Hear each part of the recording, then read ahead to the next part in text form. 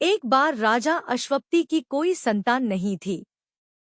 उन्होंने संतान की प्राप्ति के लिए कठोर तप किया। अंततः देवी सावित्री ने उन्हें एक तेजस्वी कन्या का वरदान दिया, जिसका नाम सावित्री रखा गया।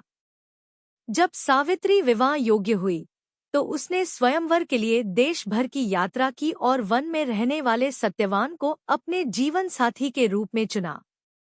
सत्यवान एक राजकुमार था, परंतु उसके पिता का राज्य छिन जाने के बाद वे वन में रहते थे।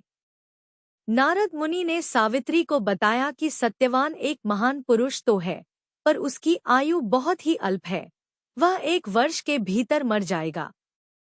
परंतु सावित्री अपने निर्णय से विचलित नहीं हुई और सत्यवान से विवाह कर लिया। विवाह के बाद सावित्री अपने सास ससुर की सेवा में लग गई और एक आदर्श पत्नी का धर्म निभाने लगी। जिस दिन सत्यवान की मृत्यु होनी थी, उस दिन सावित्री भी उसके साथ वन गई। जब सत्यवान लकड़ियां काटते हुए थककर उसके गोद में लेट गया, तभी यमराज उसके प्राण लेने आए। सावित्री ने यमराज का पीछा किया और अपने तप, बुद्धिमत्ता और धर्म की शक्ति से उन्हें प्रसन्न किया। यमराज ने उसे 3 वरदान दिए।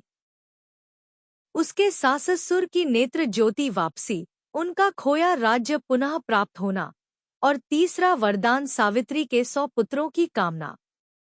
तीसरा वर मांगते ही यमराज को समझ में आ गया कि सत्यवान को जीवित करना आवश्यक है, तभी यह वर पूरा हो सकता है। उन्होंने सत्यवान को जीवन दान दे दिया। इस प्रकार सावित्री की निष्ठा, बुद्धि और प्रेम के कारण मृत्यु जैसे अटल सत्य को भी बदला जा सका।